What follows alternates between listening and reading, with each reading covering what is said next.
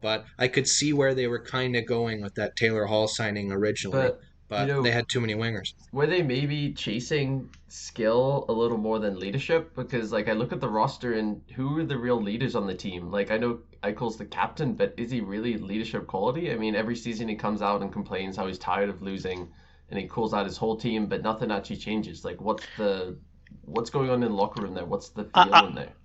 I mean, even then, right? You bring in like a very classic, strong leadership guy in Eric Stahl, who's been a captain for years in They the NHL, decimated him this season. right? Like he led a team to a Stanley Cup. You can't forget that. And if he can't really like do much with his team, right? Just it's like toxic culture in there or something, right? Like, Hmm. and it's just Yeah, but gotten like even it's worse.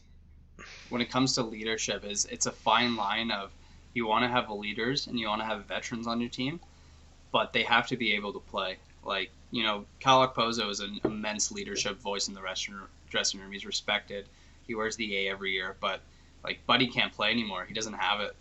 And so that's their issue is they can't find these veterans, and every time they swing out, everyone was excited when they heard Eric Stahl coming into Buffalo because he's one of the most respected guys in the league, and he's just always been with the fun dad in the dressing room. But like, holy crap, did he suck this year?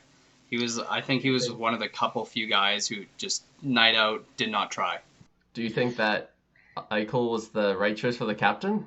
Like, I just can't help but feel like they picked him because he was the most skilled guy.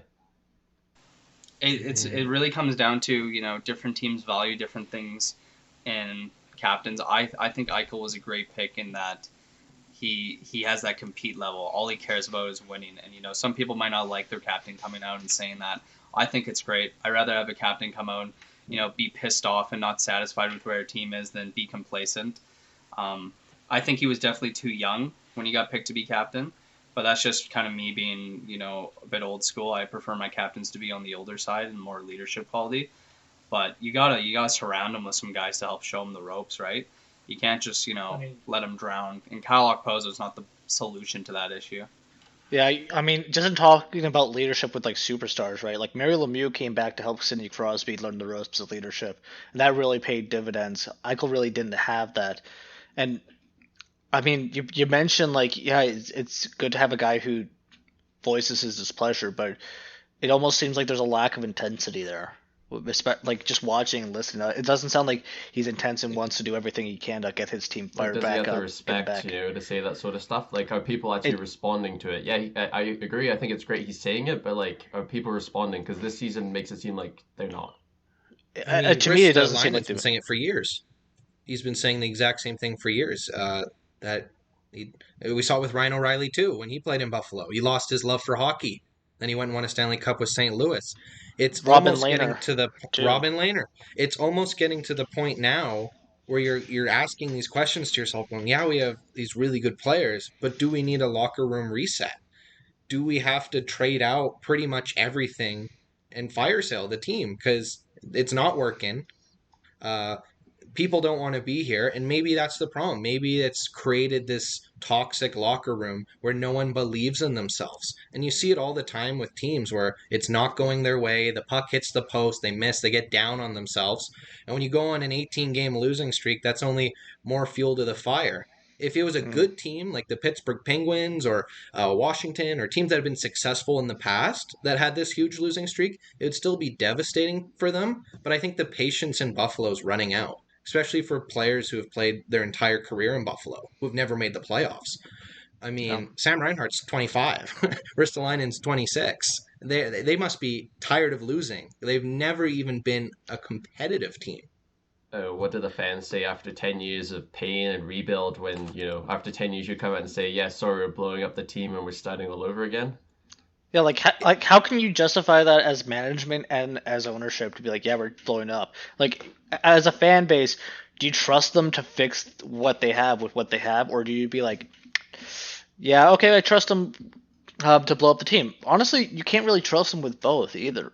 And then I think you gotta spend a bit of money on some veterans. Dahlin is dying to have an older defenseman just help be that guiding tune, because he's a young kid. He came in the league as an 18-year-old, and he's already having to play with the younger guys like Yoki Haru and be their mentor in the league. So that's such an impossible role to ask of a 20-year-old. Right. And I think that totally circles back to what I was saying before about the leadership thing, right? Like maybe they didn't bring in enough leadership when these young prospects were coming up, and now you're in this weird situation where the prospects are now the leaders, quote unquote, to the younger guys, but they never got taught how to be a leader themselves, right? So maybe it goes back. All they know is losing. Yeah, And how that's do definitely that's an issue that, at least on another positive, from what I've seen about Kevin Adams, is that's an issue he recognized, right? Eichel, when he came in the league, he had nobody. He had Matt Molson, who got sent down, right? But then you look at now this year with Dylan Cousins, they placed his locker right between Jack Eichel's and Eric Stahl's. So there's very this clear intent of surrounding these new young guys with this veteran mindset and showing them what it means to be a winner. But you got to act a bit quicker, right? This year we got to sign.